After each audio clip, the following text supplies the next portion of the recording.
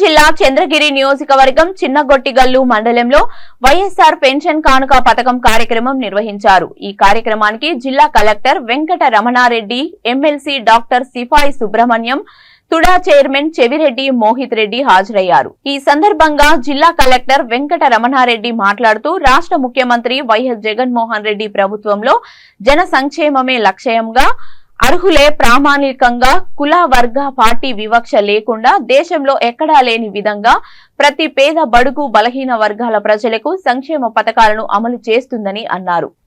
తిరుపతి జిల్లాలో సుమారు 81 కోట్ల పెన్షన్ నిధులు పంపిణీ చేశామని తెలిపారు।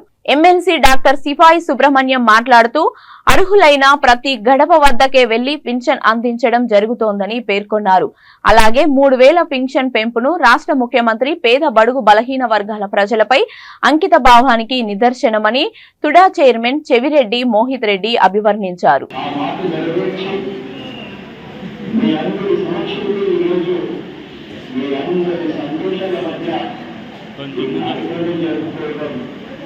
దేవుడు నాకు ఇచ్చిన అదృష్టంగా కూడా భావిస్తా ఉన్నాను। మీరందరూ నిర్మాణాల మధ్య ఇలా నుంచి ఈ కార్యక్రమం చేస్తూ ఈ కార్యక్రమానికి వచ్చిన ప్రతి అన్నకు ప్రతి చెల్లెలకు, ప్రతి అమ్మకు ప్రతి తాతకు, ప్రతి సోదరికి ప్రతి స్నేహితుడికి ముందుగా నేటి వరకు కూడా మనం చిన్నబిడ్డల మండలంలో నా సమితిగా ఉండే ఒక్క మీటింగ్ జరుపుకోవాలంటే మనం ఎంత సమస్యలు పడుతున్నామో మీరు అందరూ కూడా ఒక్కసారి ఆలోచించుకోవాల్సిందిగా కోరుకుంటాము। కేవలం పెన్షన్ల వరకు తరాకొద్దాం। నేను చెప్పేది ఎంత మాత్రము ఒక ప్రభుత్వానికి ఎంత వ్యత్యాసం ఉండేది కేవలం మీరు అందరినీ గమనించవలసిందిగా కోరుకుంటున్నాం। కేవలం నాడు 87వ సంవత్సరంలో ఒక మీటింగ్ హాల్ కట్టుకోవాలంటే నాడు జిల్లా పరిషత్ ఫండ్ అయితేనేది, మండల పరిషత్ ఫండ్ అయితేనేది, ఏ ఫండ్తో కూడా మనం కనీసం ఒక చిన్నపాటి ఇల్లు కట్టుకోలేకుంటే ఈరోజు ఈ సుందరమైన భవనంలో కలెక్టర్ గారైతే మన మండలానికి ఇంతవరకు పనులారా ఇది ఒక మీటింగ్ హాల్ అని ఆశ్చర్యపడ్డారంటే నిజంగా కూడా మన భవనంలో కూడా ఎవరైతే ఈ మీటింగ్ హాల్ మనకి ఇచ్చారో వారి కుటుంబానికి వారికి రుణపడి ఉండాలని మేము అందరినీ కలెక్టర్ ద్వారా ఒక్కసారి తెలియజేయాల్సిందిగా కోరుకుంటున్నాం। ఇవన్నీ ఆశామాషి విషయాలు కాదు।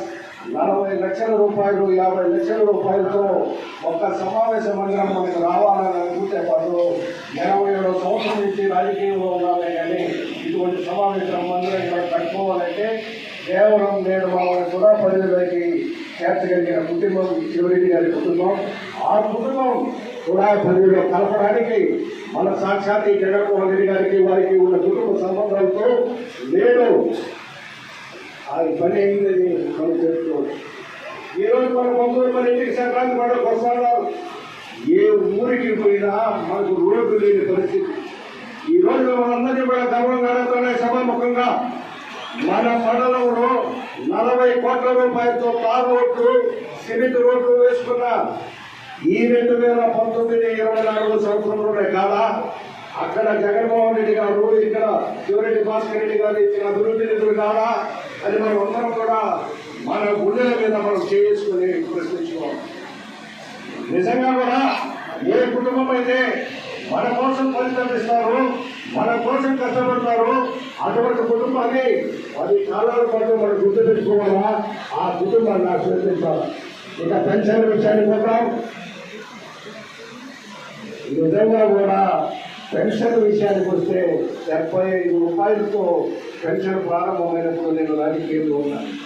ఆ రోజు సర్పంచ్గా ఉన్నా ఏదైనా నిరుద్యోగ పనికి పోతే అలా రత్తయ్య భార్య ఉన్నాడు సర్టిఫికేట్ చెప్తున్నాడంట, మంగమ్మ చచ్చిపోతేనే ఆ పెన్షన్ నాకు ఇవ్వాలి నువ్వు అంటే ఒక్క మనిషి చచ్చిపోతే ఆ ప్లేస్లో సర్పంచ్ కాదు ఆ మండల అధికారి ఆ సెక్రటరీని కమిటీగా పెట్టి 94వ సంవత్సరంలో వాళ్ళు ముగ్గురు ఎవరైతే మెజారిటీగా ఉంటారో ఆ మెజారిటీ ఇచ్చిన వారికి 75 రూపాయల పెన్షన్ వచ్చింది। అంటే ఒక పెన్షన్ కావాలనుకున్న మనిషి ఒక చావు కోరుకునేది।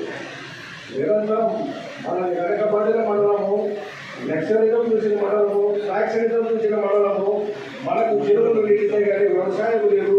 ఆ రోజు 75 రూపాయలు మనకంటే అది ఎంతో ఎక్కువ.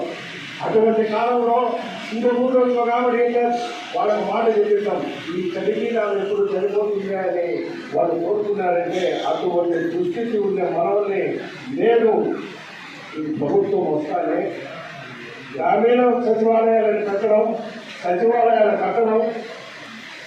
వాలంటీర్ వ్యవస్థ తేవడం, వాలంటీర్ల ద్వారా ఎవరైతే అర్హులో వాళ్ళకందరికీ కూడా పెన్షన్ మంజూరు కాబడిందే కానీ ఎక్కడ కూడా నాకు ఇంతకుముందు నాకంటే ముందు మాట్లాడారు చెప్పారు. ఆ కంపెనీ పేరు కూడా ఇదే 2014-19లో నా శ్రీమతి దగ్గర ఉంటే వాళ్ళ ఆఫీసు ముందు మన పెన్షన్లకు ధర్నాలు చేసి సాధించుకున్న రోజు అన్నీ కూడా చరిత్ర కాదు. కేవలం 5 సంవత్సరాల ముందు మనం ఉద్దేశించాలి నిర్వహిస్తాం. ఇవన్నీ కూడా నేను ఎక్కడైనా దళారీతనం ఉందా, ఏ నాయకుడైనా ఏ